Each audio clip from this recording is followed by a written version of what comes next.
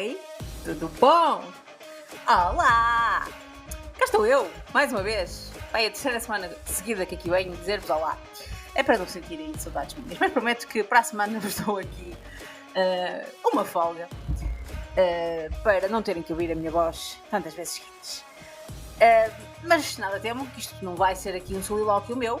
Eu trouxe dois amigos, desta vez trouxe dois amigos aqui para fazer o rescaldo do Tour e da vitória da Tadej Pogačar, ou também conhecido como Tadej Toffels.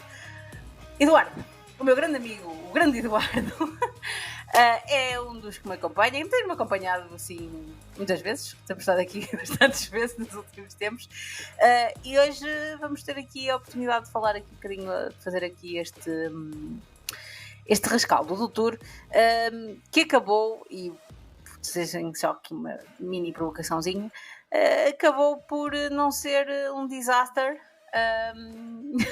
para ti, fã de Jasper Philipsen, porque o teu amigo acabou por salvar a honra do convento já nesta semana, não é?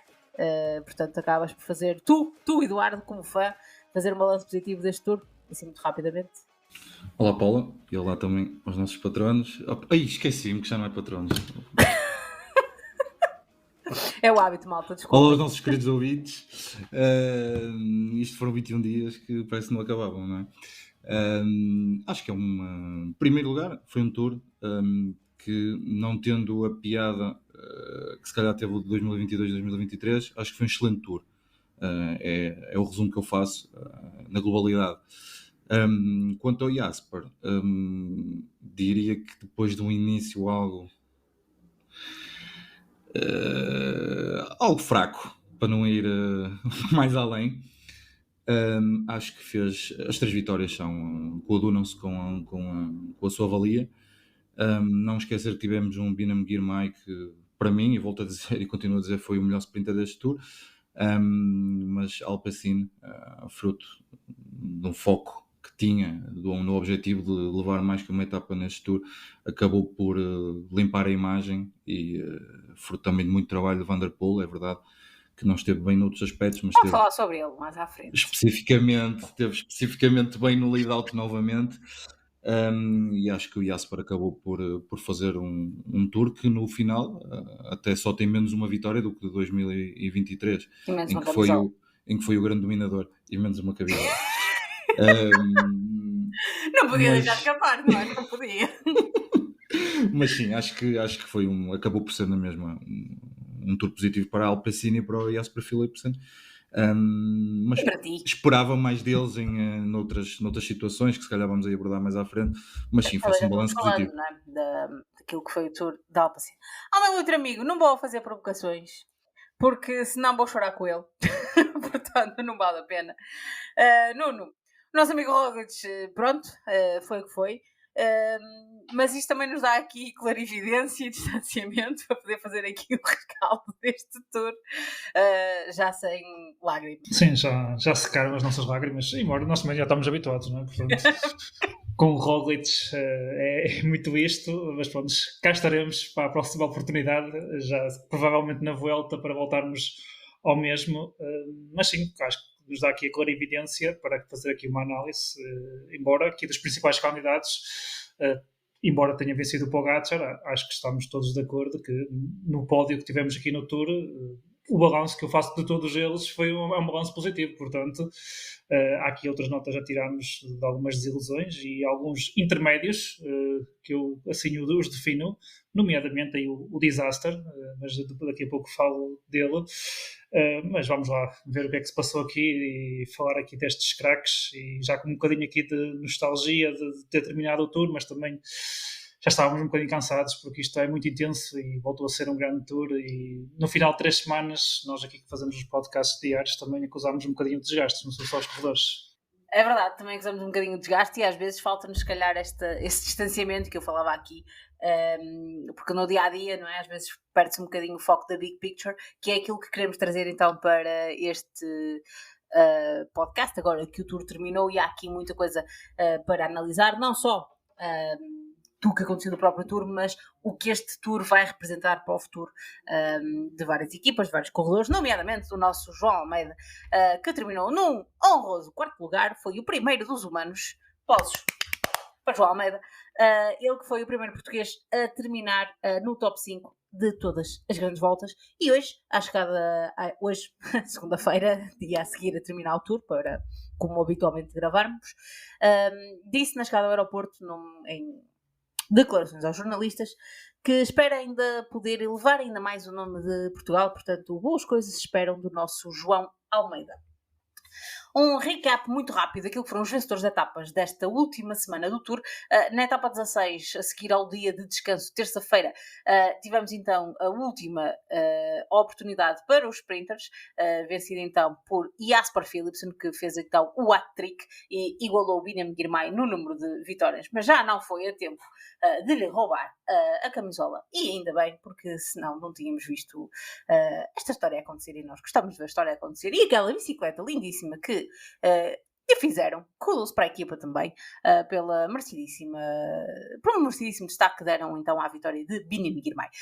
Etapa 17 então, o homem que conseguiu a muito custo, sangue, suor e lágrimas, a camisola da montanha, Richard Carapaz, ele que foi o animador de serviço nesta terceira semana, ele que veio da fuga e venceu sobre Simon Yates e Enric Mas na quarta-feira, na primeira etapa, com alguma dificuldade que tivemos então esta semana. Etapa então 18, tivemos vitória de Vitor Campanert, Campi, que é um champ, ele que já tinha sido história e sido motivo de comentário neste Tour, ao ter se imiscuído no top 5 do primeiro contrarrelógio, não é?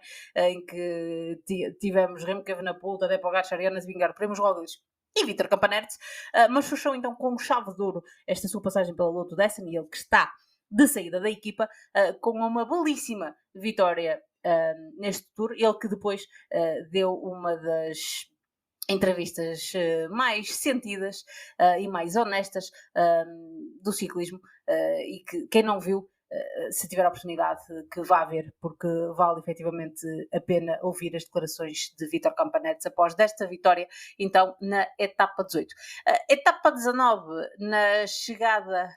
na etapa que ultrapassaram o Col de La Bonette e chegaram a Isola 2000, etapa duríssima, esta etapa 19, vitória para none other than Sir Tadej Pogačar, ou Tadej Tafels, ele que atacou aqui a uns 8 km da meta, mais ou menos, corrijam-me se estiver errada, e foi apanhar todos os homens que vinham na fuga, nomeadamente Richard Carapaz, Simon Yates e Matteo Jorgensen, homem que ele apanhou a 2 km da meta e deixou bastante desolado no final deste dia. Não foi só ele, foi a abisma inteira. Na etapa 20, etapa que Tadej Pogačar disse que podia ir uma fuga, a Weah não ia perseguir, a Soudal fez questão de perseguir e Tadej Pogačar agradeceu o trabalho e foi então ganhar a etapa, porque também é feio dizer que não assim a estas prendas. E a etapa 21, o último contrarrelógio, este não um contrarrelógio plano, Tadej Pogačar demonstrou efetivamente que chegou fresquinho ao final deste Tour e venceu mais uma, leva então 6 etapas a somar então à camisola amarela. Ele que partilha o pódio então com Jonas Vingegaard, daquilo que tem sido tradição nos últimos 5 anos, com uma vantagem de 6 minutos e 17 e 9 minutos e 18 de vantagem para Remco Evenepoel, que foi o terceiro. O quarto, o nosso João Almeida, já ficou a 19 minutos e 3 segundos de Tadej Pogačar. Camisola verde então para Biniam Girmay, camisola da montanha vencida por Richard Carapaz, Juventude, Remco Evenepoel, o homem que ficou então em terceiro lugar do pódio. E, sem surpresa, a Team Emirates levou a classificação Movistar, que é a classificação das equipas que costumava ser o prémio de consolação da Movistar, que sai deste Tour desconsolada, digamos assim. Falaremos certamente da Movistar na parte, se calhar, das desilusões, mas aqui falando first things first e dar aqui destaque, o devido destaque ao vencedor, o senhor que conseguiu fazer algo que não sendo inédito e estupidamente difícil e já não se via desde Marco Pantani. Eduardo, Tadej Pogačar faz aqui a dobradinha Giro Tour. É verdade que as circunstâncias para isso eram as ideais. Ele não podia ter pedido melhores circunstâncias. Primeiro, não teve a concorrência que teve no Giro, sem desprimor de nenhum corredor que lá tenha estado, mas era as equipas B. Ele correu contra as equipas B. Ele, só para se lembrarem, que às vezes podemos um bocadinho esquecer porque não foi muito relevante, é um facto, mas o segundo lugar foi para Dani Martínez, que é a equipa C da Bora, o líder C da Bora, portanto foi um giro em que ele não teve que suar muito, apesar dele ter feito questão de ganhar muitas etapas também aí, mas depois acaba por, e aqui pronto, são circunstâncias que acontecem que certamente ele preferia que não tivessem acontecido, mas foi a queda gravíssima que envolveu Jonas Vingegaard, Remco Evenepoel e Primož Roglič, os seus maiores adversários para este Tour. Mas apesar disso, Eduardo, e das eternas suspeitas sobre o doping, que ele abordou de forma bastante honesta e bastante inteligente, na minha opinião, desde Tadej Pogačar, que em 2024 a única corrida que começou e não ganhou foi a Milão-San Remo, portanto perdeu para Mathieu Van Der Poel, não é? Também não perdeu propriamente para um manco. O que é que se pode esperar deste Tadej Pogačar? Porque eu sinceramente não te vou perguntar como é que qualificas, porque eu não sei se há adjetivos. Eu é que sou a moça das letras e não sei bem se há adjetivos, portanto não te vou pôr esse desafio. Mas gostava de perceber o que é que até onde é que achas que este Pogačar pode ir, porque é verdade, lá está, que a concorrência não estava, se calhar, no auge das suas capacidades, mas Pogačar pareceu estar, e depois do calendário que ele teve, sendo que lá está, foi um calendário, apesar de tudo, se calhar até mais leve do que outros anos, porque correu menos provas de um dia, mas ainda assim é que a verdade é que chegamos ao fim, e com isto termino. Chegamos ao fim e temos muita gente a pedir e a achar que ele devia fazer a volta porque parece estar em condições de fazer isso sim ao Guiné, queira ganhar as 3 grandes voltas num ano. Ou o mesmo corredor, não é? Não estamos a falar da mesma equipa. Eu fui daqueles que defendia essa teoria, não é? Explica lá, porque é que achas que ele devia fazer? Ele já disse que não vai, aliás, ele até disse hoje que está cansado. Juras? Não parecia, mas juras? Não parece que essa seja a grande justificação para a ausência nos Jogos Olímpicos. Mas também achas que foi uma desculpa simpática? Pelo tratamento que deram à URSS, sim. Pronto, só para enquadrar quem possa não estar por dentro do assunto, na seleção para os representantes eslovenos nas provas de ciclismo nos Jogos Olímpicos, Urška Zigart, a noiva de Tadej Pogačar, que corre na equipa Jayco Alua e que vai representar a AG Next Insurance na próxima época, essa é a equipa que tem ligações à Soudal Quick-Step, à estrutura masculina Soudal Quick-Step. Ela que é a melhor corredora eslovena, a todos os pontos de análise que queiram pegar, até nomeadamente é bicampeã nacional em título, ganhou o último campeonato nacional com 10 minutos de avanço mais 10 minutos de avanço para a segunda classificada, não foi selecionada para os Jogos Olímpicos. Porquê? Perguntam vós e eu não vos sei responder. Ninguém sabe responder. E Tadej Pogačar, como é óbvio, não gostou. Primeiro porque é a noiva dele, segundo porque é ciclista, terceiro porque é esloveno. E quarto porque não precisa da seleção da Eslovena de ciclismo para nada. Sim, a seleção eslovena de ciclismo é que precisa dele. Exatamente. Pronto, então ele anunciou hoje que está cansado e que prefere, não vai competir nos Jogos Olímpicos, apesar de estar, obviamente, selecionado. E já há muita gente que defende esta ideia, do mesmo que o Eduardo, que foi assim, uma desculpa simpática para não dizer diretamente não levam a minha noiva, também não vou. Sim, eu acredito nisso. Aliás, eu fui daqueles que defendi que o Pogačar devia tentar a tripla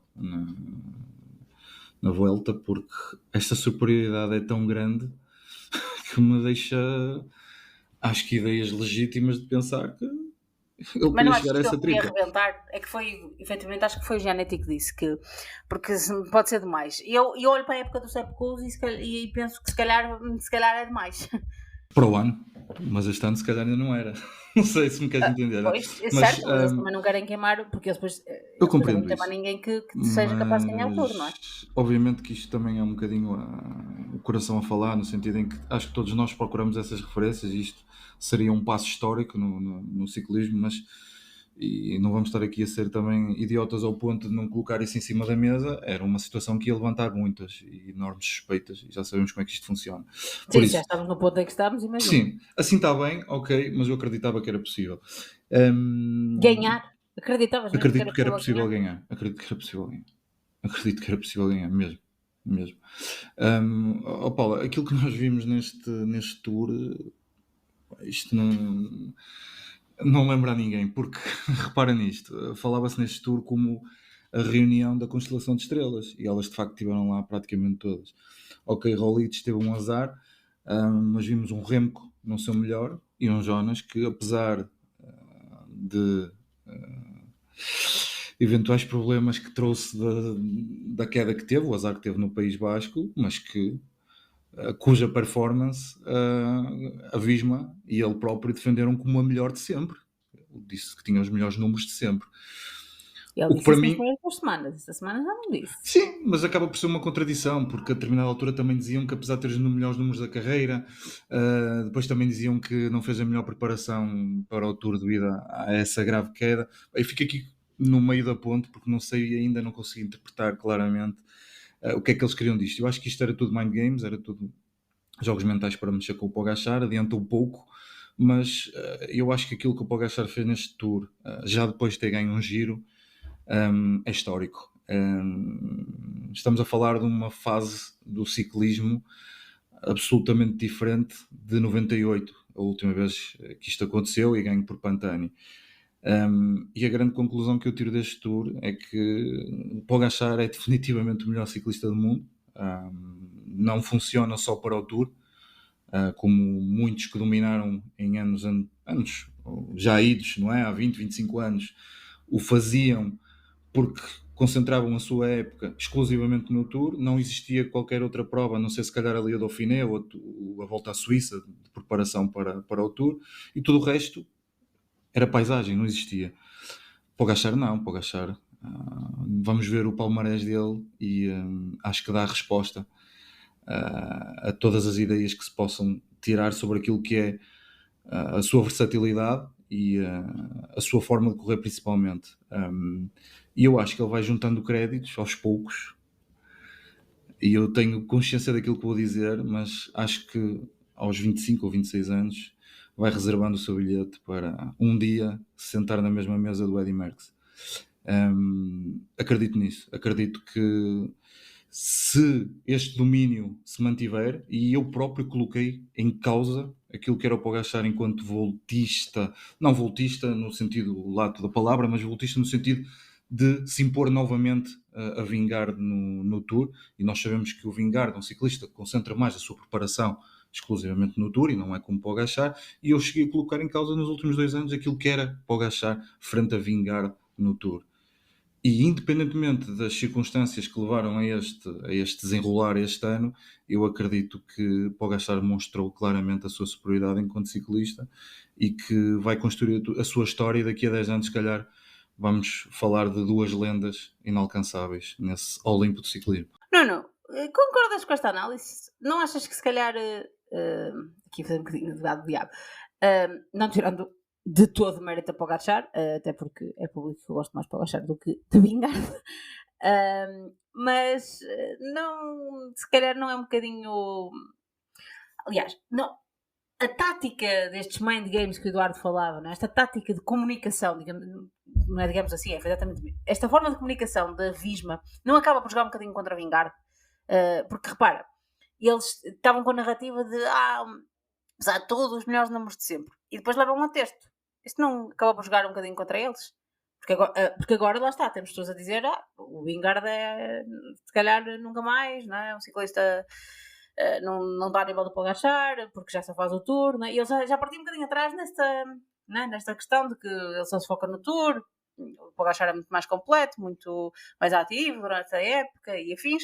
E depois agora, apesar de começarem com a narrativa dos melhores números, o Vingegaard até ganha a etapa 11, né? Ali na segunda semana, na chegada ao Lorient, que o Pogačar ataca, ele acaba por conseguir rolar e ganha-lhe ao sprint.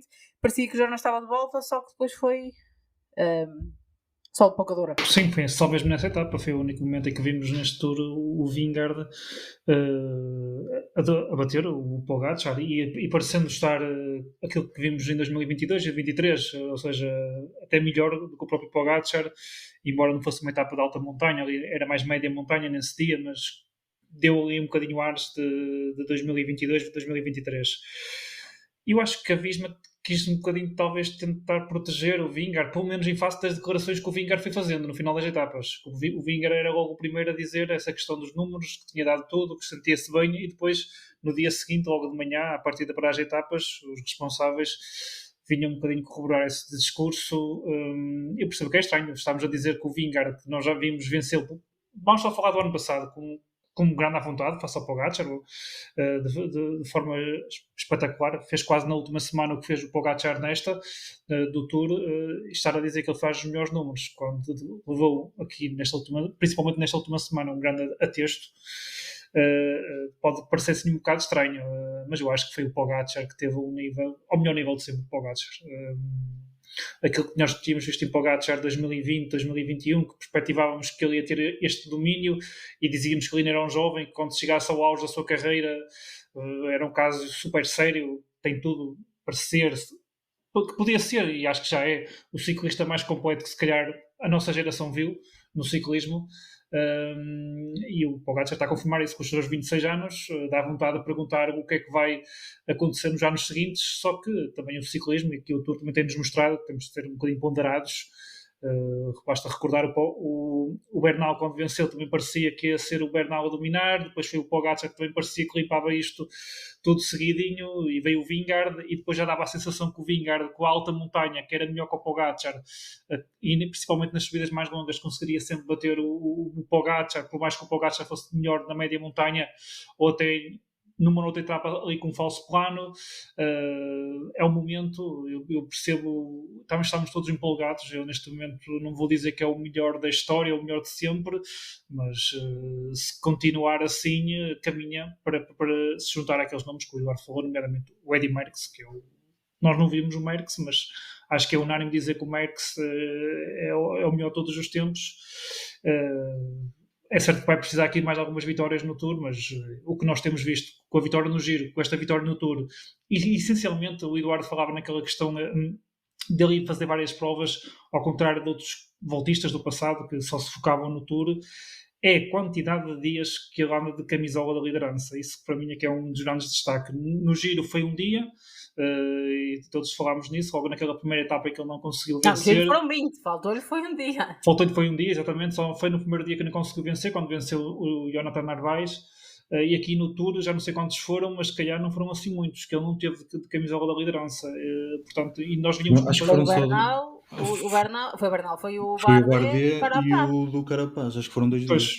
Eventualmente 2 dias, ou seja, e aquele discurso que no passado nós víamos muito, a equipa não quer a liderança, vai ceder a liderança, vai deixar uma fuga vencer para não estar a desgastar.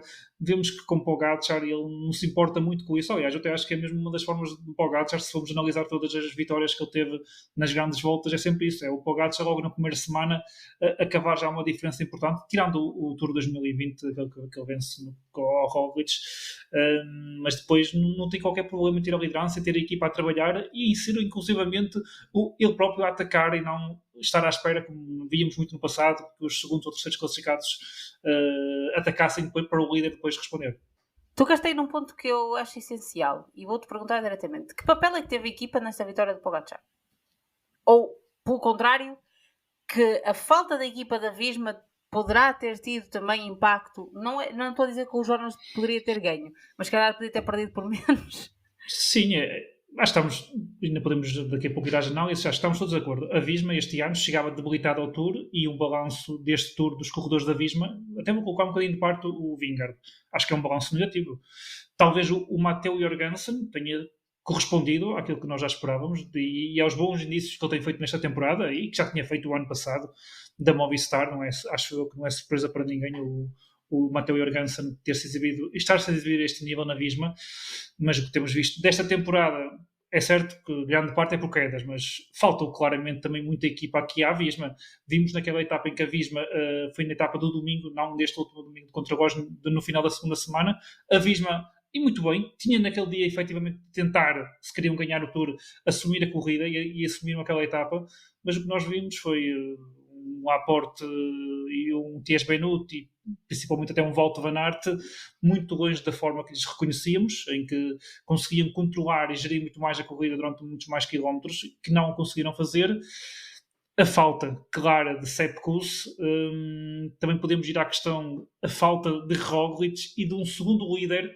É certo que o Roglic no ano passado não foi ao Tour, mas para este nível, como nós vimos a UAE a levar um ou dois nomes, obviamente que era Pogačar o líder número 1, mas que pudesse de alguma forma jogar ali com as outras equipas, acho que também poderá ter faltado isso aqui à Visma, e isso é uma questão que se calhar a saída do Roglic foi pouco valorizada, mas o Roglic era alguém que podia permitir-lhes eles serem um outro tipo de abordagem e nomeadamente desgastar mais os os adversários. O adversários. Tour de 2021, muito graças ao Roglic. 2022, sim, muito graças 2022, ao Roglic. sim, desculpem. Exatamente, há aquele trabalho do Roglic e depois quando ele vai para a liderança, o Roglic até acaba por abandonar, mas aquela etapa que todos nos recordamos, em que foi, sem dúvida, lá está a surpreender o Pogačar, numa altura em que o Pogačar já tinha Soler na equipa, recordo-me, já tinha Maika, por exemplo, mas olhámos agora João Almeida, Adam Yates, e até mesmo, é certo que neste Tour foi uma desgraça, mas olhando apenas ao nome e à qualidade que lhe reconhecemos, o próprio Juan Ayuso, estamos a falar de coisas totalmente distintas.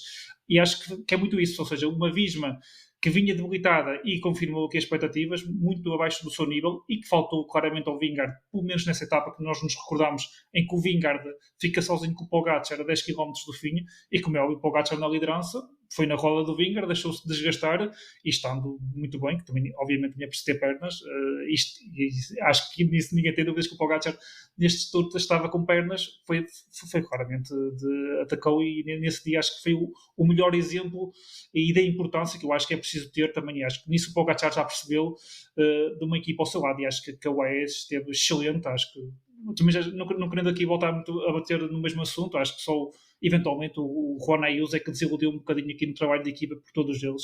Então, mas também saiu e ninguém deu falta dele. Ninguém deu falta dele, e com o Nils Politt quase a ser aqui o Wout van Aert da UAE. O Nils Politt fez um tour, o Pogačar vai ter que levar a jantar num sítio bonito.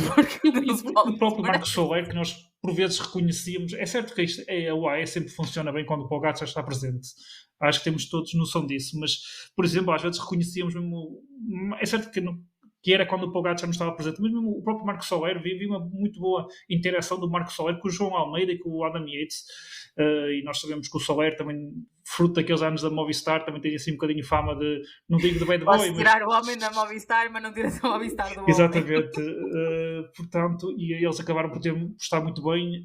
Para o ano acho que vai ser essa uma das questões interessantes, saber se o Pogačar vai querer o Ayuso no Tour, será uma coisa que eu acho muito interessante. Imagina assim, para te responder à tua pergunta, a equipa é fundamental, e consigo perceber aquele rumor que se fala que o Simon Yates poderá ir para a Visma, mais do que para ser mais um do que mais um gregário, é a importância de poder ter outro plano, ou então alguém que faça aquilo que a UAE fez neste Tour com o Adam Yates e com o João Almeida, que está logo ali nos lugares seguintes, que isso também é muito importante, e também acaba a UAE vem, ok, neste caso, né, tem Pogačar, tem João Almeida, a Adam Yates, Visma para o ano pode ter Vingegaard, sabe, com o Simon Yates, fica um bocadinho mais equilibrado. Sim, e o Jorgensen, que eu acho que mais um ano em cima vai crescer ainda mais. O Jorgensen, por exemplo, se imaginarmos as próximas grandes voltas, se voltarmos a ter um cenário em que o Pogačar ou o Vingegaard não vão, poderá ser um dos principais candidatos a vencer. Sim, e a Visma também precisa disto, não é? Porque lá está, se o Roglic eles não têm, eles ainda não falta têm. Ali agora o Jorgensen se calhar pode ser. E o próprio Simon Yates, se vier, também poderá fazer esse papel, ou seja, poder ir a uma das outras duas um bocadinho liderar, e depois aqui no Tour, está focado no Tour pode para ser. isso. Mas acho que Visma, nunca vos pedi nada.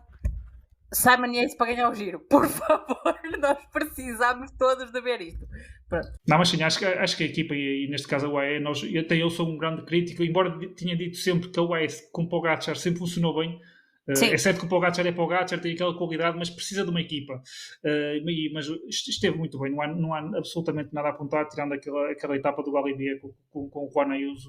Mas aí também lá está, também só a apontar ao Ayuso. Não sim, o Ayuso, porque lá está, o João nesse dia fez um grande trabalho, o Adam Yates aí passou um bocadinho mal, mas acho que foi naquela altura em que ele esteve doente, porque o Adam Yates, por exemplo, terminou muito melhor nesta última semana o Tour.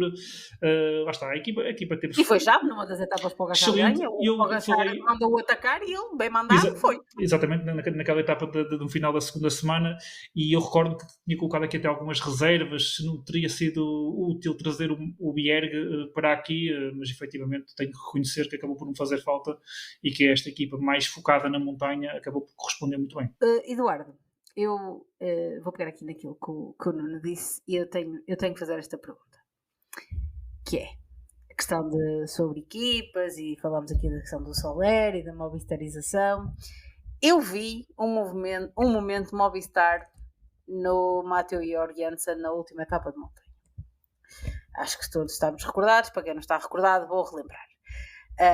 Na primeira contagem de montanha do dia, Carapaz queria pontuar, porque precisava de pontuar para garantir a camisola, porque Tadej Pogacar ficou muito próximo nessa classificação. E o que nós vimos foi aliás, o próprio Soler virar-se para o Carapaz e estender-lhe a mão, como quem diz, vai à tua vida, que nós não te vamos, vai buscar os pontinhos, vai lá. Basicamente, tipo, olha, nós estamos-te a dar, pega lá. E o Carapaz, muito agradecido, lá foi, e o Jorgensen foi atrás dele. E sprintou e até passou à frente dele. E no final dessa etapa de sábado, última etapa de montanha, o Matteo Jorgensen respondeu uma pergunta dos jornalistas sobre isso e disse que no dia anterior, em que ele esteve na fuga com o Kelderman, disse que na fuga ninguém contestou o Carapaz, toda a gente permitiu que ele passasse na frente, sem problemas, e que tinha ido sprintar nessa primeira contagem de montanha do dia, to make him work for it, ou seja, para ele ter que suar um bocadinho. Ok. Mais uma vez, podes tirar o homem da Movistar, mas não tiras a Movistar do homem. Mas à parte, é que depois temos este momento. E passado um bocado, temos a entrevista com o Vingegaard, né? Relembrando que Pogacar ganha essa etapa depois do belíssimo trabalho da Soudal a perseguir a fuga. O Remco ataca, o Jonas contra-ataca, o Remco fica, Pogacar vai na rodinha do Jonas até ali aos últimos 500 metrinhos e depois diz-lhe adeus. E o Vingegaard nem sequer tenta seguir, porque não tinha claramente pernas. Pogacar ganhou a quinta etapa na altura. E depois, no final, o Jonas vem dizer... Já me estou a rir porque eu já tinha ouvido muita coisa, mas esta foi uma boa piada. Eu já me venho dizer que houve ali um momento em que achou que Pogacar lhe ia dar a etapa. Quer dizer, o gajo da tua equipa persegue o desgraçado do Carapaz, que só queria pontinhos para a montanha. O gajo tinha autorização de quem mandava no Tour, né? Nesse caso do Pogacar. Teve autorização da Sua Alteza Real, Tadej Pogacar. E vem um gajo da tua equipa perseguir o que querias? Que ele te desse uma vitória da etapa. Mas explica, Eduardo, explica-me isto que eu não percebi. Bem, eu acho que não há grande explicação. Eu acho que na terceira semana... Delirou pesado. Sim, na terceira semana os níveis de oxigênio e principalmente aqueles que chegam ao cérebro já não abundam. E eu acho que foi claramente em primeiro do Jorgensen foi uma clara falta de oxigênio. Deixa-me só dizer uma coisa. O Vingegaard depois disse que teria feito o mesmo, mas quer dizer, só lhe ter passado pela cabeça, nem é o ter passado pela cabeça, isso eu admito que tenha passado. Agora, ele vi dizer que lhe passou pela cabeça. Paula, ninguém entrega nada no Tour. É assim que temos de pensar. E muito menos o Pogacar. Muito menos o Pogacar, é o Vingegaard. Sim, o Vingegaard também. Vamos fazer, se fizermos um paralelismo. Uma vitória, sei lá, deixa-me lembrar um corredor completamente irrelevante. Mas sim, se fosse o Mohoric, que também, pronto, coitado, também está a passar claramente um mau momento, a Bahrein passou ao lado deste Tour, zero ameaças, eles até são amigos, e mesmo assim duvido que ele o fizesse. É o Tour. A questão é que é o Tour, percebes? É caro, fica caro ganhar no Tour, não é? Não me estou a ver o Pogačar, por mais amigo que seja, a não ser alguém da própria equipa, Isso aí Sim, sim, exato, o isso. Adam até Yates, podia acreditar que claro, não, entregasse a quem quer que eu não tenho a seja. menor das dúvidas que fosse o Adam Yates, ou o João Almeida, ou o Ó Pólito, Paulo, que eu fosse, acho é que não fosse, da equipa que ele entregava, que ele oferecia a etapa. Agora, Vingar, o gajo que o ano passado lhe deu 7 minutos. sim, não foi só os 7 minutos, é que mesmo quando o Pogačar ganhou a última etapa, a 20ª, acho que foi já não me recordo qual, mas foi uma etapa também muito dura de montanha. O Pogačar teve de trabalhar para ganhá-la, não foi oferecida pelo Vingegaard, ok? E o Vingegaard tinha o Tour no bolso há muito tempo. Mas ultrapassando o tema do Jorgensen, que eu acho que foi uma lacuna grave no seu cérebro naquele momento, porque não faz sentido nenhum, não há nenhuma justificação, não há nenhum argumento que valide aquilo que ele fez. A questão do Vingegaard é que o Pogačar, para além em qualquer situação lhe fosse entregar aquela vitória de bandeja, porque isso não ia acontecer, acho que o Pogačar também neste Tour aproveitou estes últimos dias, esta última semana, para construir aquilo que foi o domínio total e dar uma machadada naquilo que é a moral e a motivação da Visma. Algo que eles também fizeram ano passado, precisamente com o AE. E eu acho que nesta última semana o Pogačar já estava a jogar com a próxima época e estourou completamente com o Vingegaard, não só com a vitória nessas 2 etapas de montanha, mas também com a de ontem no contrarrelógio, que é preciso dizer que o Vingegaard fez um super contrarrelógio. Mas o senhor Pogačar, apesar de dizer que ia passear, Pogačar não passeia. E isto foi a construção desse domínio total, dessa vitória inequívoca e absoluta, e colocar um machado sobre qualquer aspiração da Visma ainda esta época. Repara que o Vingegaard quase que acaba a época, dizem que ele vai à Polónia e tal, mas já não tem grandes ambições para este ano, apesar de nós até acharmos que ele possa estar em construção de forma, A não é? Lombardia, só se for. Acho que ele vai à Lombardia. Já faz falta Possivelmente. no Palmarés de Vingegaard de ganhar, lá está, uma Lombardia, uma Liège, qualquer coisa. Faz falta. Não é um ciclista com pareça que ter perfil para isso, e é o que eu te digo, é um ciclista que tem o seu mindset completamente focado naquilo que é a preparação do Tour todos os anos, e já o ano passado se falou que ele veio fazer o grande caminho porque tinha um contrarrelógio, ele aproveitou todas as voltas de 3, 4, 7 dias para fazer tudo aquilo que tinha contrarrelógio, para se preparar para aquele tal contrarrelógio de Combloux em que ele deu uma porrada no Pogačar. Por isso é um ciclista que se foca exclusivamente nesse tipo de trabalho. Repara, não há Mundial, não há Jogos Olímpicos, não há nada. Ele não, simplesmente, não há Sanremos, não. É um ciclista que está focado claramente no Tour, e penso que assim vai ser toda a sua carreira. Agora, eu acho que claramente o Pogačar queria dar a machadada final em qualquer moral da Visma nesta última semana, e acho que conseguiu concluir o seu objetivo com todo sucesso. Acho que não resta nada de motivação na Visma depois deste Tour, e para a próxima época, é uma nova época. A próxima época é uma nova época, Nuno. E o que esperar deste pequeno belga, deste classicómano tornado voltista, que deu aqui um espetáculo nas ruas de França. Ele que admitiu, e também toda a gente viu, e ao menos teve essa humildade, kudos para o Remco, de que não está ao nível dos outros dois. O objetivo dele era fazer pódio, cumpriu o objetivo. Ali na última etapa de montanha até pôs a equipa a trabalhar, a ver se ainda dava para atacar o Vingegaard, acabou por ser contra-atacado e ficar. E no último dia, um contrarrelógio, ok, que também lá está, não era plano, portanto, sendo um contrarrelógio a subir, e no final de uma volta, e ele acaba por fazer terceiro, perde para Pogačar, que ganha a etapa, e também perde para Jonas Vingegaard. Mas no geral, belíssima estreia do Remco. O primeiro tour da carreira, ganha uma etapa, o contrarrelógio, faz pódio, mostra crescimento, maturidade e umas belas perdinhas. Sim, já na semana passada falámos aqui um bocadinho nele, vou voltar-me a repetir se calhar um bocadinho. Eu confesso que já esperava este nível do Remco. Não tenho essa definição de Remco como classicómano. Acho que depois dele ter vencido uma volta, acho que é bastante exagerado estar a referir o Remco ainda, ou colocar dúvidas ainda ao Remco. Podemos sempre dizer, e voltar a história um bocadinho atrás e dizer que o Roglic nessa volta que abandonou e que não havia Pogacar ou que não havia outro qualquer, ou até mesmo o Vingegaard, etc. Sim, mas se o gajo que faz pódio no Tour e ganha uma volta não é voltista, quem é que é? Pronto, exatamente. O Pogacar e o Remco. A partir... e o Roglic, pronto. Não, é que costuma-se dizer do Remco, a terceira semana ele pode ter algum dia mau, mas isso pode acontecer a todos. E até Pogacar, no Tour do ano passado, vimos ter um dia mau, portanto...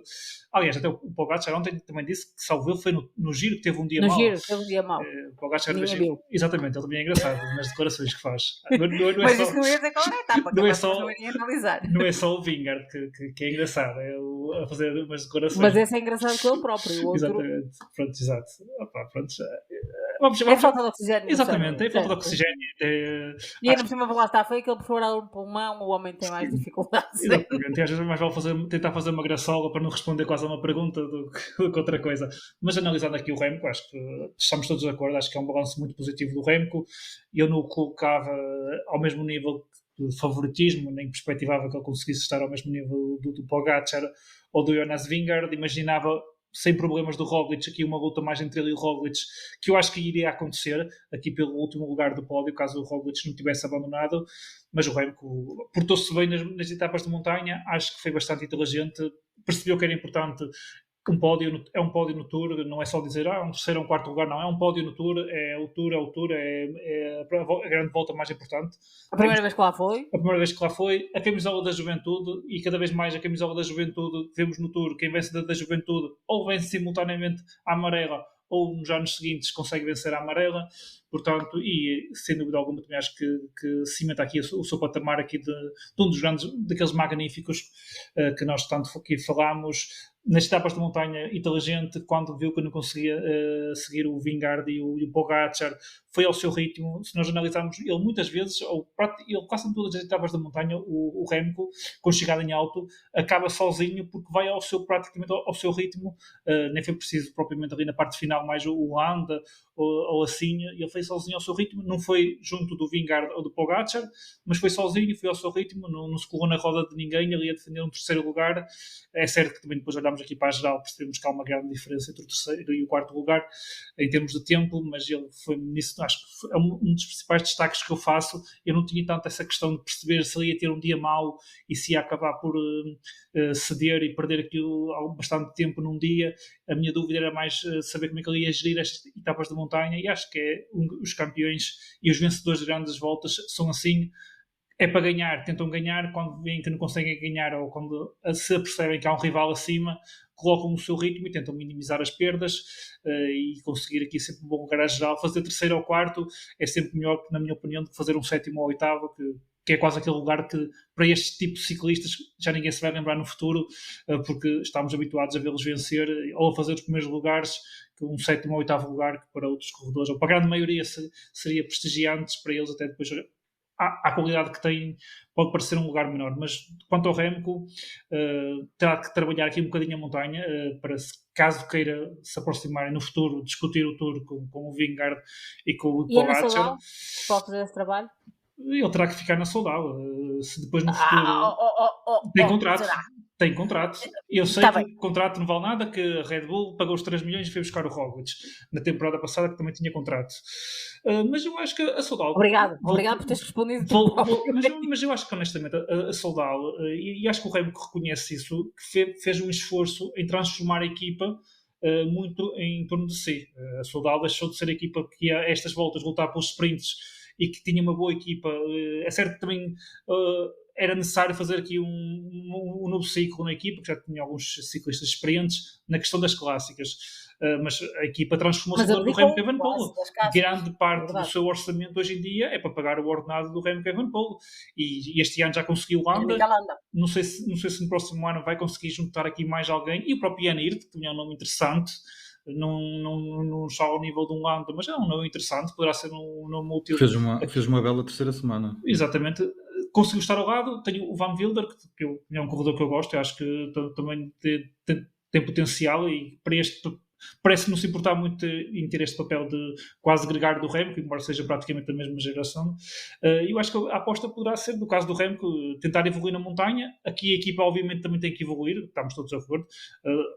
vemos uma UAE A no minha era essa a Visma, questão. Red Bull, exato. e eu percebo a É tua a questão, será que ele na própria saudade... tecnologia, o mindset dos diretores desportivos e fins, uma equipa que tem um ADN tão de clássicas, se calhar falta aqui, nem estou a falar só de gregários, estou a falar, falta aqui se calhar mindset à própria equipa e conhecimento à própria equipa, nos treinadores, nos diretores desportivos, para proporcionar ao Remco dar esse salto. Sim, mas eu acho Percebes o que que eu estou a dizer? percebo o que tu queres dizer, e isso poderá ser uma questão, mas também para ganhar o Remco também terá de dar o salto, que eu não sei se é Certo, possível claro, ele para melhorar ganhar o Tour. ainda Certo. muito mais na montanha. Percebemos que ele é muito bom no contrarrelógio, mas tem que ser um contrarrelógio plano, essencialmente, porque neste contrarrelógio em que já há dificuldades com uma terceira, uma ou duas terceiras categorias, o Vingegaard e o Pogacar já lhe conseguem vencer, e se analisarmos até o contrarrelógio que ele vence, o Pogacar não perdeu assim muito tempo. Portanto, eu percebo que é complicado como campeão do mundo contra-relógio dizer que se tem que, não digo descuidar um bocadinho o contra-relógio, mas que tem que apostar mais na montanha, porque ele vai logo pensar, em teoria, que se dedica mais à montanha poderá perder um pouco no contrarrelógio, e há sempre aquele medo, porque mal ou bem ele sabe que no contrarrelógio, se não vencer, fica logo ali no segundo ou no terceiro lugar. Mas antes de pensar na equipa, que obviamente antes, ou seja, melhorar a equipa, qualquer corredor quer e qualquer líder quer, até mesmo o Pogacar, se lhe propuserem mais um gregário de luxo, ele não vai dizer que não, portanto. Mas para vencer em provas onde esteja o Pogacar ou o Vingegaard, ainda há aqui um trabalhinho que terá de fazer na montanha o próprio Remco para lutar com eles, porque acho que antes do Tour tinha essa ideia, e que o Tour confirma, eles ainda estão um patamar acima, e embora o Remco seja mais novo que o Pogacar e que o Vingegaard, eles são todos praticamente da mesma geração, não há assim grande diferença em termos de idades, portanto vai ter que lidar com eles nos próximos anos. Melhorar na montanha e depois, em função disso, ou juntamente com isso, conseguir mais um ou dois Landas, ou mais um ou dois, um Landa e um Jan Hirt, para juntar ao Landa e Jan Hirt que já tem, para melhorar o seu bloco, mas também passa por evoluir na montanha, caso queira lutar com o Pogacar ou com o Vingegaard. Ainda assim, acho que estamos todos de acordo. Se eu queria falar para vocês, o balanço que eu faço do Remco deste Tour é muito positivo. Sim, acho que isso é unânime. Eduardo, outro homem que fez um balanço extremamente positivo deste Tour, e a quem se calhar já vemos aqui alguma evolução, e também, mas era interessante perceber o que é que falta a João Almeida para poder ganhar uma grande volta. Não contra estes moços que aqui andam, porque se nem o Remco contra estes moços que aqui andam, não é muito menos o João Almeida, sem desprimor o João Almeida, mas é o que é. O que é que falta a João Almeida para poder ganhar uma Vuelta ou um Giro? Sorte? Eu acho que neste momento não falta muita coisa, porque repara que o nível que o João Almeida tem apresentado desde a volta à Suíça, acho que é um nível perfeito para, por exemplo, ganhar quase todos os giros que ele fez, e que fez pódio, fez quarto ou fez quinto nos últimos anos, eventualmente até para disputar com o Remco de 2022 na Vuelta. Acho que apresentou o melhor nível da sua carreira, está com uma consistência, uma solidez, e principalmente posicionamento, coisa que não víamos quase nunca, mas em função do seu trabalho neste Tour acabou por estar quase sempre bem colocado. Aliás, eu lembro-me de haver bordures e ele estar no grupo da frente, coisa que não é nada normal. Nada, é verdade. Por isso pode também ter utilizado este Tour para fazer alguma aprendizagem a esse nível da colocação e de posicionamento, mas acho que evoluiu muito. Ainda ontem os números dizem-nos que foi o terceiro melhor a descer no contrarrelógio, o Goldese, por isso isto também demonstra que ele possa estar aqui a tentar dar um passo naquilo que são as suas maiores lacunas, e obviamente que um campeão faz disso, de trabalhar aquilo em que é menos bom, porque de facto ele é muito bom em muita coisa, e acho que neste Tour ele mostrou isso, e muito honestamente eu acho que, apesar de se ter falado isso na televisão e nos jornais, na imprensa desportiva, de que foi feito este quarto lugar, ninguém quer saber de ciclismo durante o ano, mas este quarto lugar de João Almeida, mas é um feito heroico. Um feito heroico. Acho que o João Almeida fez aquilo, ele cumpriu tudo aquilo que lhe era possível cumprir. Okay? Não havia mais nada a fazer neste Tour. O Remco está num nível acima, era líder de equipa. E o Remco era líder, exatamente. O Vingegaard e o Pogacar estão num nível diferente dos outros todos e são líderes de equipa. Por isso, para quem trabalhou para o Pogacar e ainda ter conseguido um quarto lugar, que me parece que é inequívoco, não há grande argumentação a fazer face a esse quarto lugar. Acho que não podia perder para ninguém dos que estão abaixo, ou que ninguém tinha legitimidade para vir aqui reclamar o quarto lugar em vez do João.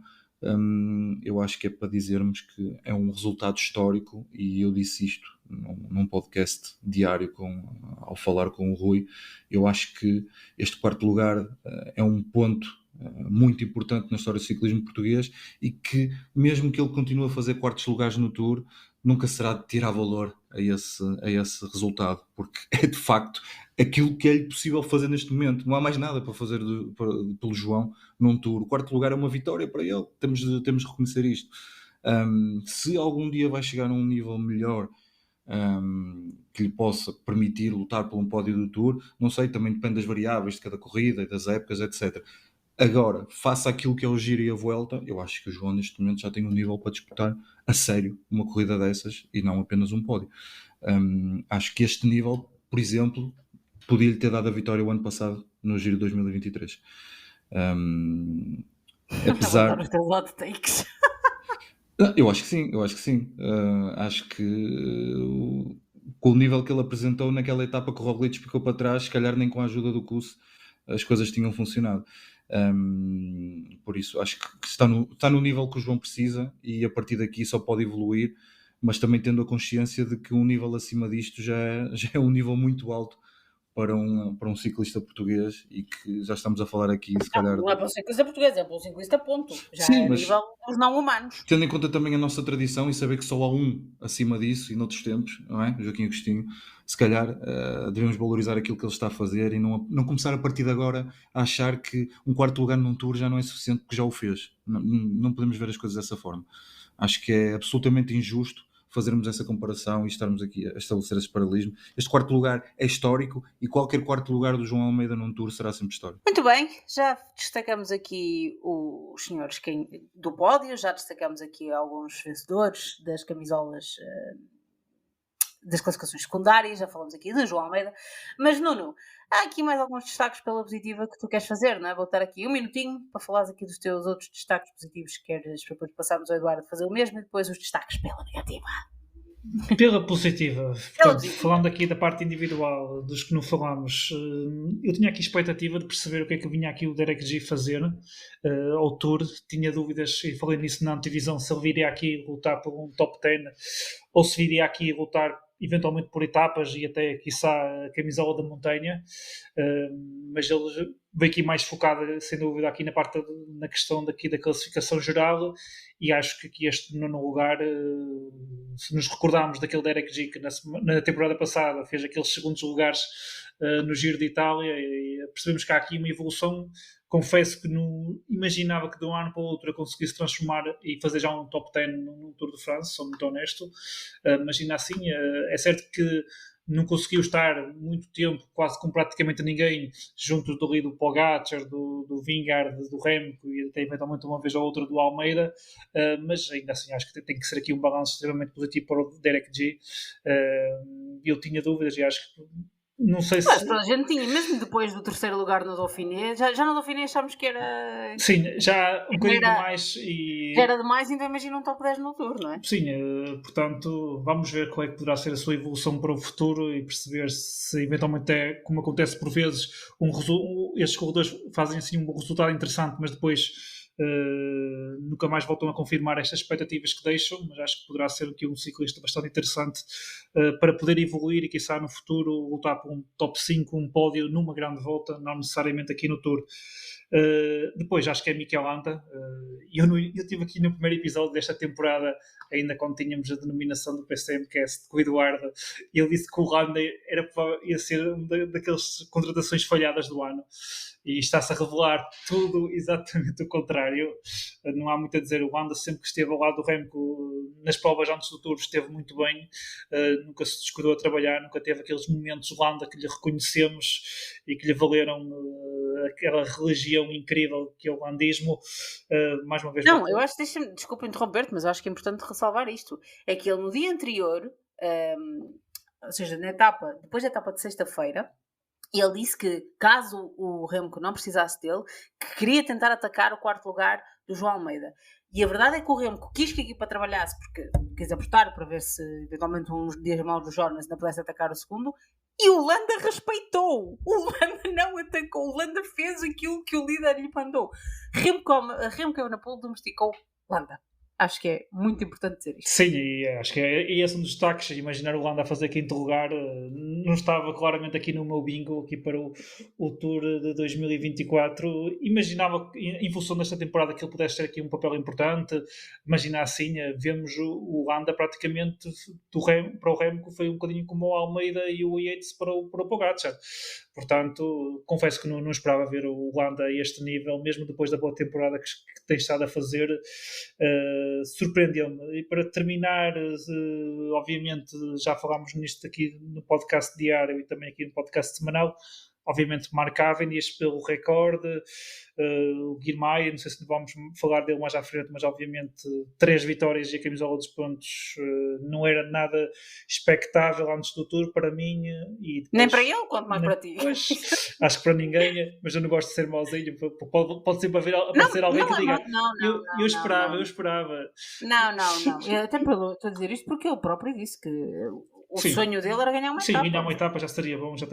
Aliás, já estaríamos possivelmente aqui a destacar o facto do Biniam Girmay ter vencido uma etapa, quanto mais vencer 3 e inclusivamente a camisola dos pontos. E para terminar, vou voltar aqui a mencionar o nome dele, sem dúvida. Acho que o que mais me surpreende e que é um grande balanço positivo, merecia um prémio, embora não tenha recebido, que é o Nils Politt, que acho que estamos todos de acordo. Acho que foi soberbo o que ele fez, nomeadamente na etapa, na subida do Col do Tourmalet.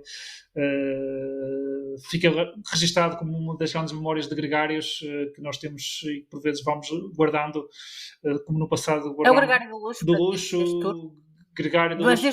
Sim, já... se escolhesse um gregário do luxo, sim, sem dúvida, o Nils Politt, como no passado falávamos sempre no Sepp-Kuss e no Wout van Aert, sem dúvida que neste Tour e quase da temporada, que arrisco-me a dizer, sem saber o que vai acontecendo na Vuelta, com o Nils Politt, aqui o gregário do ano. Eduardo, fui-te vendo aqui a assinar com a cabeça em concordância com tudo aquilo que o Nuno disse até aqui, portanto vou-te perguntar se tens algum nome que queiras acrescentar aqui aos destaques que o Nuno já foi fazer. 2. O primeiro, um internauta que foi a surpresa deste Tour, de nome Mo. Okay. Acho que é a grande surpresa deste Tour. Acho que foi falado ele mais do que a Groupama e a Decathlon, etc. Sim. Por isso, assim, também foi mais por isso. Sim. Por isso, Mo o primeiro e o segundo, Abrahamsen. Um homem que apareceu aqui foi... eu acho que foi muito justo a discórdia que houve face à entrega do prémio super combativo, etc. Mas acho que tanto ele como o Carapaz ofereceram um espetáculo de combatividade e eu acho que o Abrahamsen encarnou na totalidade aquilo que é o espírito combativo da Uno X e tentou de tudo. Tu terias dado ao Abrahamsen essa distinção e não ao Carapaz? Não conseguia distinguir. É difícil. Por isso, acho que foi a vitória da etapa do Carapaz, acho que fez a diferença. Aceito a entrega ao Carapaz como aceitava ao Abrahamsen. Acho que é difícil distinguir. Eu acho que eu tinha dado ao Abrahamsen porque o Carapaz não é pela vitória da etapa, mas leva uma classificação secundária e acho que o Abrahamsen merecia ter subido ao pódio. Sim, aceito. Também aceito esse argumento, Paula, mas acho que era difícil distinguir e acho que o Abrahamsen apareceu do nada e esteve em quase todas as etapas. Pois, também é isso, é do nada, porque do Carapaz nós esperamos, também há isso. Sempre qualquer coisa. Contigo, mas acho que o Abrahamsen foi um dos nomes mais em destaque neste Tour e merece também essa menção honrosa, mas de facto dizer que concordo com 100% dos nomes do Nuno. Acho que ele fez aqui o levantamento exaustivo destes grandes nomes deste Tour e de facto acertou em todos. Eu teria referido todos também, por isso acho que todos eles merecem essa menção. Vamos só, antes de passar às desilusões, porque tu falaste aí do nome do Mo e só dar a nota porque pode haver ouvintes que não estejam tão... não tenham Twitter e o Mo aí estão... agora é o X, não é o Twitter, pronto. Recentemente nessa rede social X, do antigo Twitter, surgiu uma conta que tem o handler Maglia Rosa 123 ou 1234, assim uma coisa, uma conta que se intitula como Mo, como disse o Eduardo e bem, que aparentemente já tinha tido uma conta no fórum do Cycling News, que foi banido por comentários despropositados, alguns racistas e enfim, toda uma panóplia de coisas infelizes e completamente desnecessárias. Então chegou ao Twitter alegando ter ligações diretas à equipa da UAE e colocando cá fora algumas informações que algumas são verdadeiras, outras a própria equipa desmente. E o próprio Pogacar já falou no assunto. Não se sabe quem é esta pessoa, se efetivamente tem essas ligações ou não, ainda não se sabe. Aliás, o próprio Pogacar já disse que não sabe, mas que também gostava de saber, porque o Pogacar é o tópico favorito deste senhor, que diz que aparentemente já teria colocado nesse fórum da Cycling News que Pogacar ia apresentar estes números, este nível, enfim. Mas tem sido aqui uma novela interessante de acompanhar. Vamos ver se algum dia se vai descobrir então esta identidade desta pessoa misteriosa que disse, entre outros clickbait, coisas como Pogacar já está farto disso, coisas deste género. Veremos então o que é que o futuro nos traz. O Eduardo trouxe isto em tom de piada, como percebemos, mas para o caso de algum ouvinte não estar a par desta novela, long story short, foi isto que aconteceu. Nuno, este, pronto, acaba por ser também um bocadinho, é um episódio engraçado, trágico-cómico, deste tour, vou dizer assim, mas há alguns que foram só trágicos. Portanto, quem são as desilusões do tour e porquê o Godou? O Godou esteve no tour? Esteve, que nós vimos, é verdade. Vimos na fuga com o Matthew Van Der Poel na etapa 9. E sempre, pelo menos nessa. Por vezes sempre a ficar e também o vimos às vezes a ficar para trás. Para trás, ficava, exatamente. Pois, o Godou... Agrupar, também, em defesa do Godou não é só o Godou, é agrupar. Sim, e eu também tenho que ser honesto, ele não estava previsto vir, mas caramba, o Lenny Martínez também esperava qualquer coisinha mais dele. Também foi assim, não é qualquer coisinha mais, era qualquer coisinha ponto. Pelo menos nas etapas de montanha tentasse qualquer coisa, ou até lutar pela montanha, acho que poderia ser um objetivo interessante, mais do que vimos e percebemos que lutar por etapas neste Tour também não foi fácil, e nem para mais as que envolviam montanha, porque o Pogacar não estava para a bébias, mas poderia também eventualmente ter tentado lutar. Eu sei que provocaria-se provavelmente algum desgaste, e ele está mais, acho eu, focado na questão da Vuelta. Sempre foi o plano inicial dele, até em função do ano passado. Ele chegou a ter a camisola da liderança na Volta à Espanha, talvez em função disso este ano pretenda quiçá fazer um top 10, e depois também até aquela questão que há em torno dele, em princípio sair da equipa, também até foi um bocado estranho por isso a sua presença aqui no Tour, mas é também a par do Godou e a Groupama enquanto equipa, é aqui uma autêntica desilusão. Mas não são os únicos também, portanto o David Godou e aqui o Lenny Martínez podem descansar. Também houve aqui mais alguns amigos que se juntaram ao clube. Vou ter que falar aqui no nosso querido amigo Roglic. Acho que também é uma desilusão, um ciclista como o Roglic. Esperámos que ele caia, mas esperámos que ele também vá aprendendo alguma coisa com as quedas. Desta vez, mas a queda que o tira fora do turno, desta vez ele não teve culpa. Sim, não teve culpa, mas antes, no dia anterior, já tinha tido uma queda por culpa dele, e nesta queda eu vou ser mauzinho com ele, eu vou dizer que ele já deve ter aprendido a estar melhor posicionado em finais potencialmente perigosos e fazer o que faz o Pogacar e o Vingegaard, que estão sempre lá na frente. E até não dá para estar toda a gente na frente. Eu sei que não dá, mas... E numa altura em que as equipas de sprinters também querem estar na frente, agora não tem autoridade da Prisma e da UAE. Que já lhe aconteceu várias vezes isto, imaginando que é um dos 4 magníficos, se está lá a UAE, se está lá a Visma e até a Ineos, mas ok, da Ineos já é habitual, já fazia isto desde os tempos da Sky, eu acho que até com esta regra dos 5 km finais, mandaria aqui um bocadinho bom senso ou prevenção de estar um bocadinho melhor posicionado. Para cair, pode cair à frente, pode cair a meio ou atrás, mas acho que temos... Sim, a meio está sempre mais sujeito. Exatamente, a meio, na parte de trás é muito mais a probabilidade de acontecer, o que nos tem provado, que estamos visto nos últimos anos, é sempre mais provável de acontecer aí. O coitado, é assim, ele tem quedas na Bisma, na altura na Jumbo, com espectadores e afins, por aí precisamente à frente. e se imagina, se nos lembrarmos daquela etapa que teve Pavé em 2022, ele está muito bem posicionado e há aquela proteção ali no meio, que estava protegido com plástico, mas aquilo era de palha, para proteger numa rotunda os lances dos passeios, e todos se desviam e ele, pronto, vai contra aquilo e cai e é Roglic. Mas passando à frente, porque isto também custa um bocadinho estar a bater no Roglic, vamos esperar que ele recupere bem. Mas a própria Bora. A Bora, é isso que eu ia dizer. Aqui na Bora, equipa, o Vlasov abandonou e não podemos dizer que foi negativo, mas o Jaindley é certo que vai para fugas na última semana.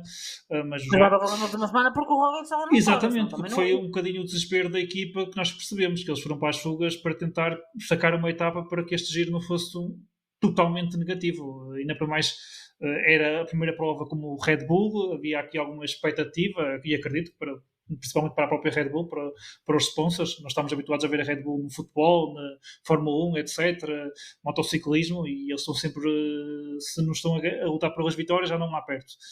E chegar ao final deste tour, e o candidato ao pódio ter desistido um bocadinho, como já era habitual nele, por vezes acontecer, e aconteceu nos anteriores 2 tours, por queda, e os outros corredores da equipa nem sequer muito perto de uma vitória terem estado. Acho que aqui é um balanço negativo para a equipa, é talvez a equipa com o maior balanço negativo, na minha opinião, mas focando aqui nesta parte individual, como estamos a fazer, o Jaindley, para mim, dos outros colegas da equipa, foi aquele que mais me desiludiu. Os outros todos, eu já esperava mais ou menos esta prestação, e também percebemos que a própria equipa, já quando se fala nas contratações para o próximo ano, percebemos porque é que há ali nomes que eles vão contratar. Não é só pensar também em ter uma equipa mais dominante, aproximar-se da Visma e da UAE para as clássicas, é também para o Roglic ou outro corredor qualquer que seja a aposta deles para as grandes voltas no futuro, que tenha aqui um bloco melhor em torno dele. Depois, Movistarização, temos que falar do Henrique Mas, o ambiente. O Henrique Mas, mais uma desgraça, para mim, do Mas. Belo treino para a bola. Eu não espero que o Mas vá atacar e que deixe ficar os outros corredores para trás. Atacou, mas, por amor de Deus, lamento. Aqui que para mim não é um ataque, é certo que é um ataque. Acelerou. É um ataque a Henrique Mais, como fazia o Cadel Evans, pronto. Mas aquilo Foi ligeiro essa comparação, muito bem. Lamento, aquilo é um aumentar de ritmo. Ainda por mais com estes concorrentes que estão aqui no Tour, com estes corredores com um nível tão elevado, aquilo é quase um aumentar de ritmo. Mas do Henrique Mais, esperava pelo menos que ele vê mais junto daqueles ciclistas como o Ciccone, como o Derek G, como o Buitrago. Acho que ele poderia estar mais perto deles, e no final estamos aqui a dizer, ok, o Mas foi o Mais de sempre, não o vimos atacar, mas lá está, o 7º, o 6º, o 8º lugar, e ficou muito cá para trás, e esperava um bocadinho mais. 19º, a 1 hora, 11 minutos e 5 segundos. E mais que nós já vimos em 2022, pelo menos que tentasse ali numa etapa de montanha estar mais perto do Almeida ou até do Landa e até do Remco, que se calhar o melhor Mas seria capaz de fazer isso. Acho que aqui o Mas também, para mim, é uma das... Ficou atrás do Gregário e do Carlos Rodrigues, agora é que estava a ver. O Rodrigues, para mim, é um intermédio.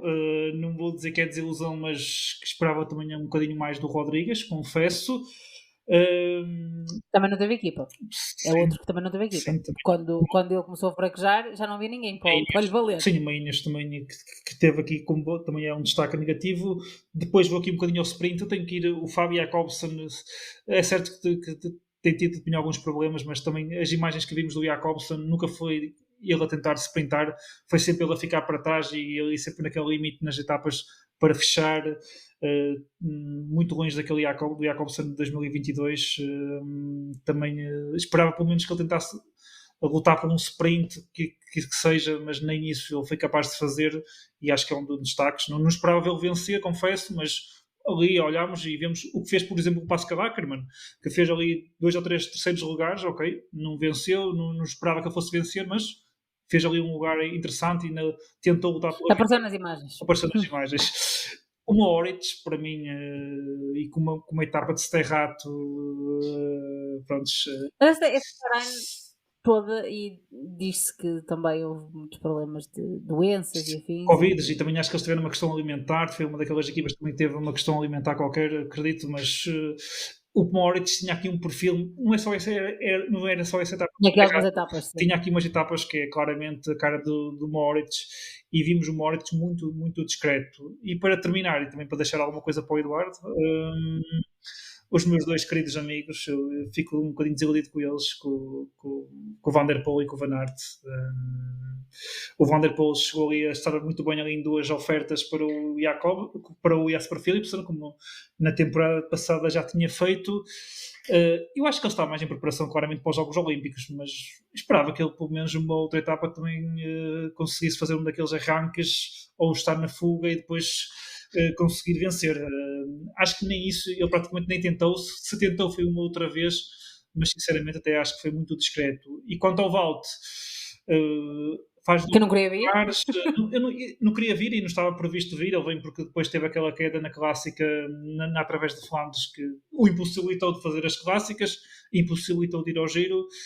Mas veio aqui um bocadinho ao Tour, não digo quase como o Laporte foi fazer o Giro, para ninguém reparar nele sem saber muito bem como ir parar lá e estar lá sem fazer nada, ou sem nós nos apercebemos dele. Mas principalmente aqui mais no papel, eu olhando aqui para o trabalho que ele teria que tentar fazer aqui um bocadinho. Este era o ano em que mais precisava do Wout van Aert, se calhar a Visma.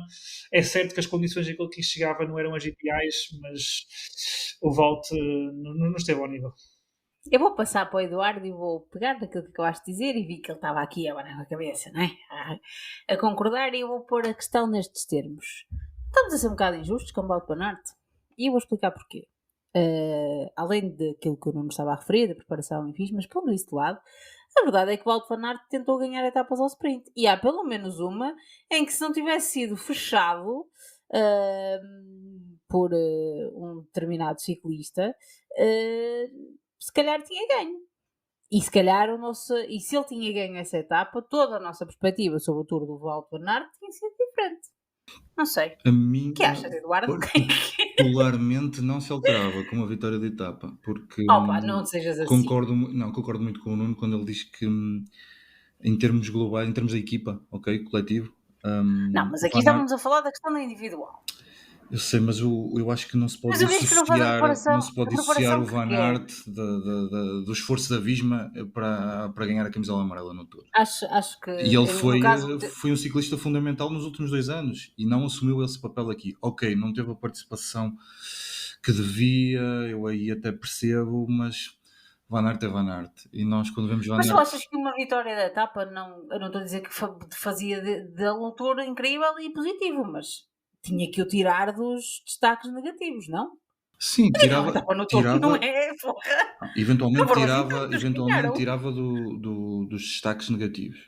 Sim, compreendo o que estás a dizer, mas em termos de ter ficado aquém daquilo que é a sua importância dentro da Jumbo no jogo coletivo, da Visma no jogo coletivo, eu acredito que ele esteve longe, e se não estava ao nível, eventualmente não devia ter ido, ok?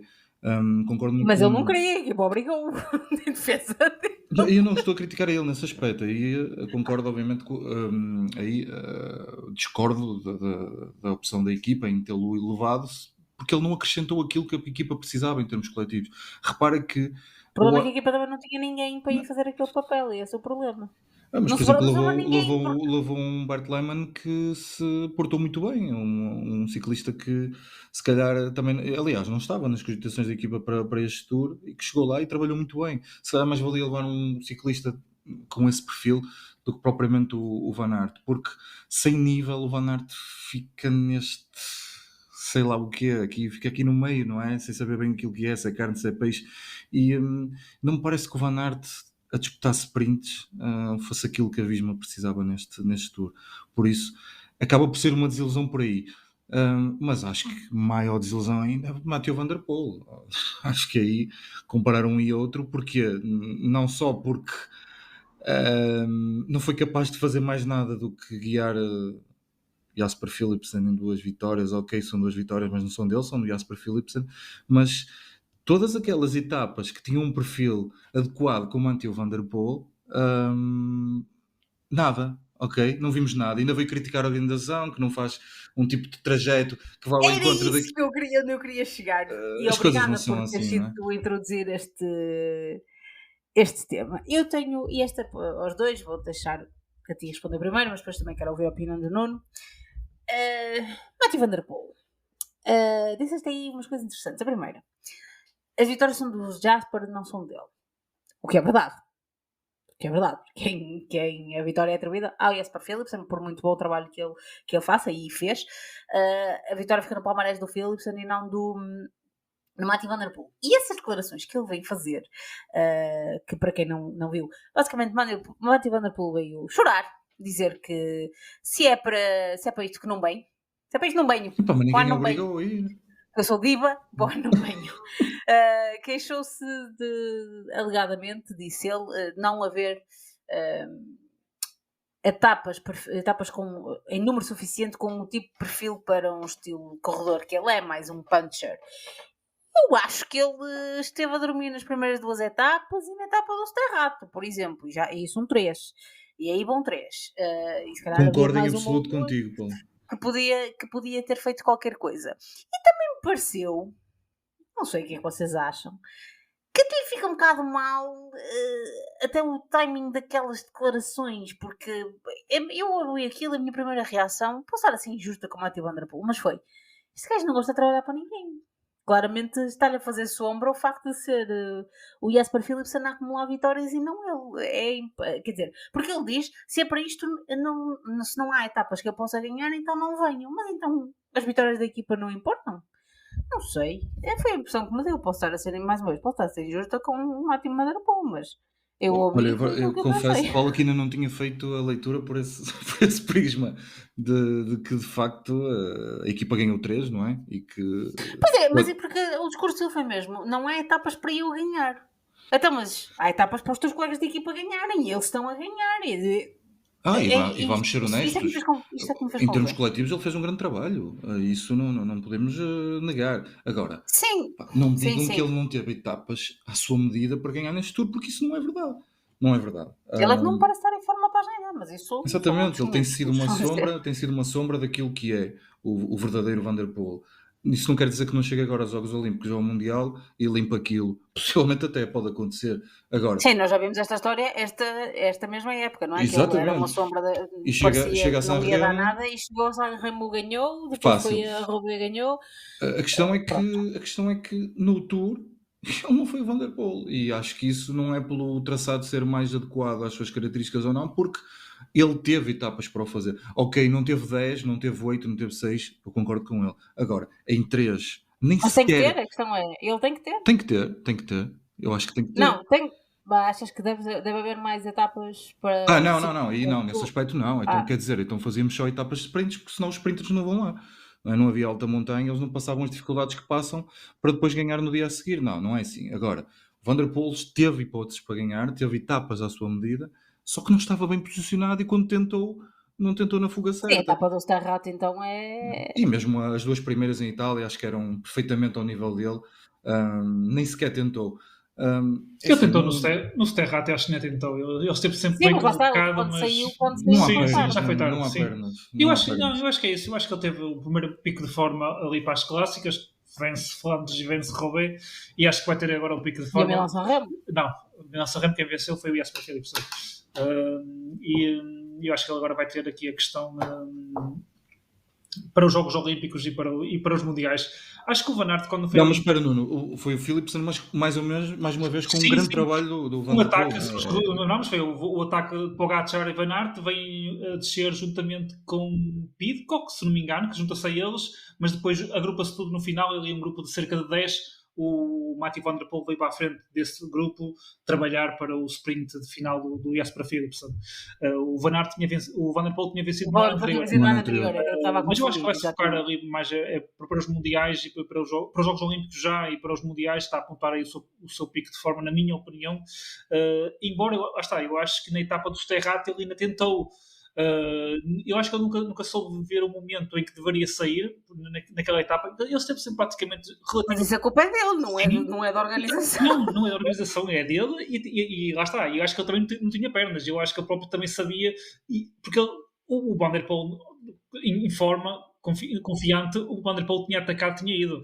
Portanto, ele andou Até tinha feito ponte de um grupo para o outro, não? um para o outro, exatamente, Já fez. sozinho, como no passado, nos setores, inclusivamente, que é a altura mais difícil, teria feito isso. Eu acho que é mesmo, para o caso do Van der Poel, aqui acho eu que ele está mais preocupado com os Jogos Olímpicos, com os Mundiais, até em função do fracasso que foram os últimos Jogos Olímpicos. Mas ele não estava calado. Pá, lá está, é a mesma coisa do Vingard e até às vezes do Pogacar dizer aquelas coisas. É frustração. É frustração, é a falta de, lá está, a falta de oxigênio.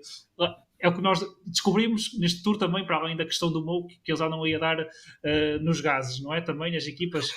Portanto, opa, é isso, vai tudo para aquela cabeça. O Mouk é que está a dar nos gases? Se calhar. Olha, uma boa ligação. Se calhar o Mouk trabalha aí numa oficina ou no centro de inspeções, não sei. Ai, este podcast está descontrolado.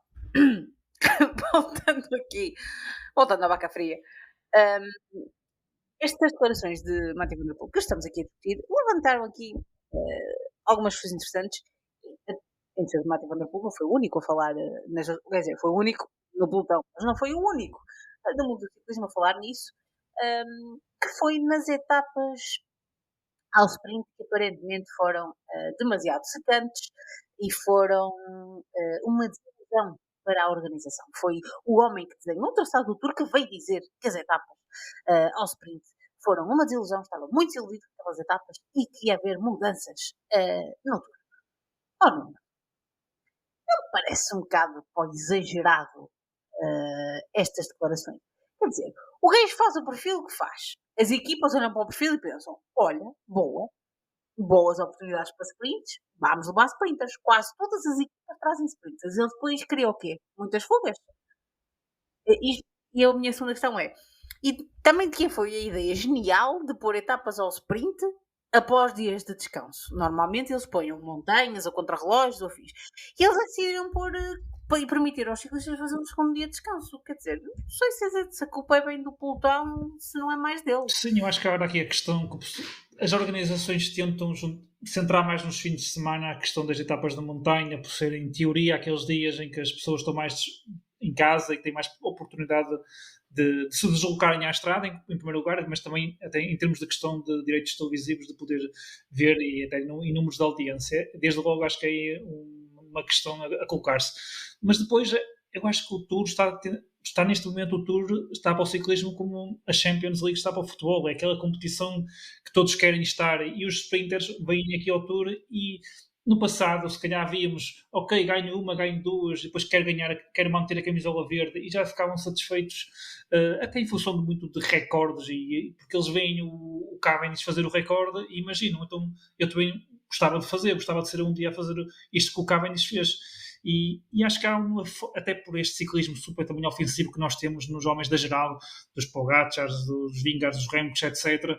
Acho que há necessidade, tu nunca ficas quase satisfeito com uma vitória. Eu, por exemplo, eu olho para o Jasper Philipsen, ganhou 3, mas depois vejo que perdeu 3 para o Guilherme e perdeu uma para o Dylan Groenewegen. Se calhar já digo, em função até das 4 do ano passado, é positivo o balanço, mas não sei, porque o Jasper Philipsen já tem aqui um estatuto no pelotão e é o melhor sprinter, em teoria, ainda podemos dizer, na minha opinião, da atualidade.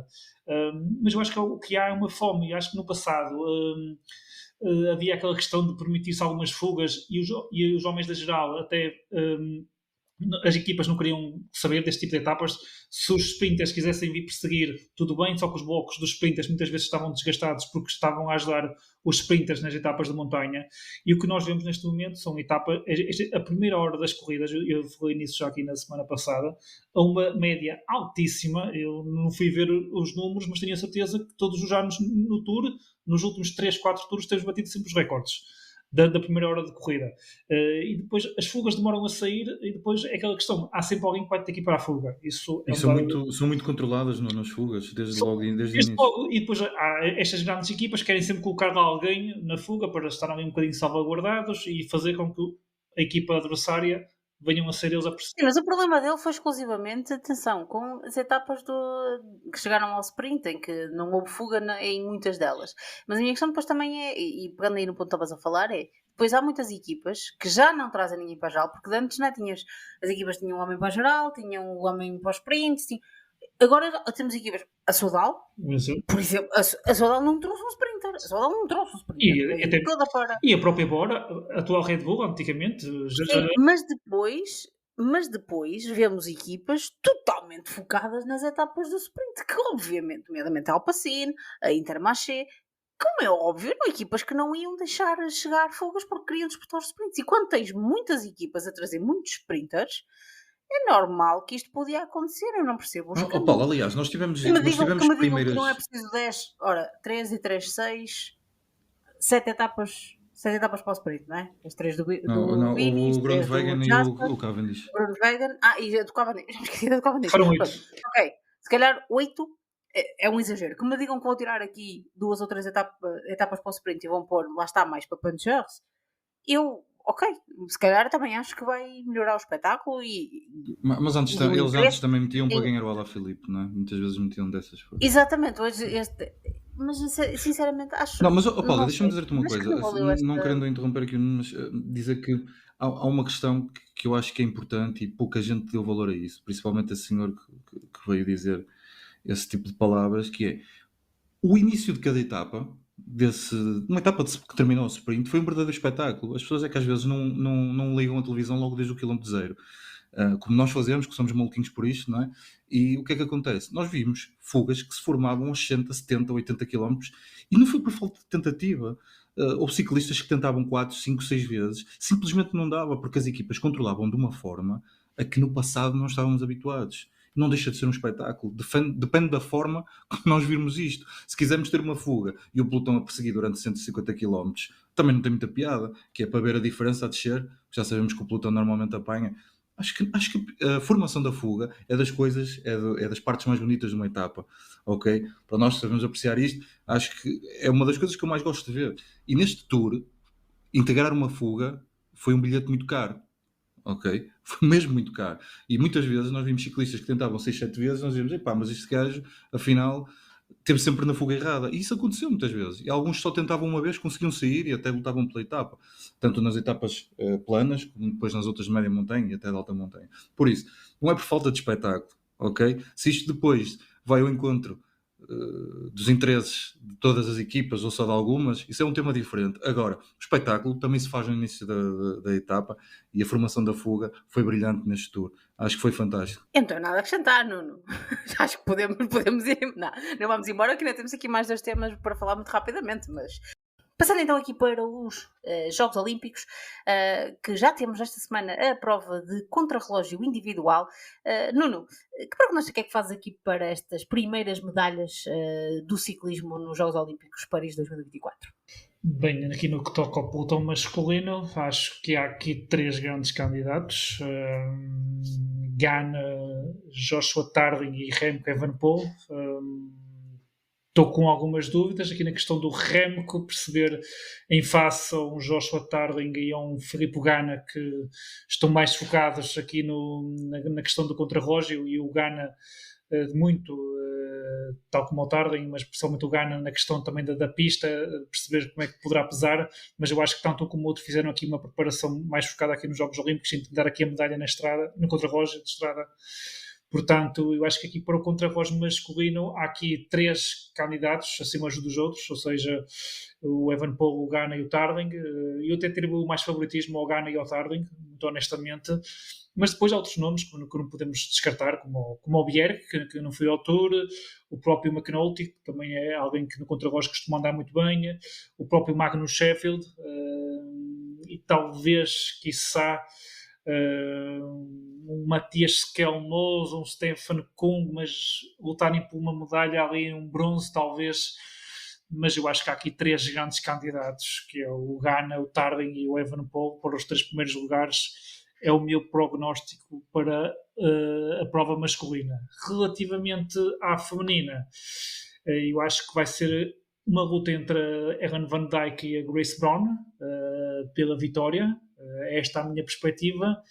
E depois ali uma luta pela bronze ali entre a Vollering, Longborghini, não sei se eventualmente Kopecky ou não, ou se já será demais para ela, mas acho que aqui na vertente feminina eu dou aqui um bocadinho mais favoritismo à Van Dijk e à Grace Brown na luta pela vitória, enquanto que na parte masculina eu acho que será uma luta a 3, aqui acho que será uma luta a 2 e depois os outros nomes vão lutar um bocadinho mais pelo bronze, digamos assim.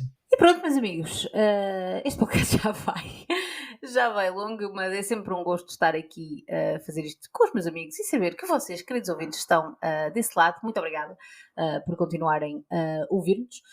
Por nós, então, por esta semana é tudo. Para a semana, então, falaremos aqui rescaldo de Jogos Olímpicos, falaremos de volta a Portugal, enfim, do mundo para lá, do tour que aconteceu o que acontecer, há de ser ainda por mais vários anos, se calhar sempre a maior prova de ciclismo no mundo, daí então este maior e merecido destaque à Volta à França de 2024. Então por hoje é tudo, para a semana voltamos, esperemos que voltem connosco e já sabem, se vierem à Volta a Portugal aqui a Viseu, apitem.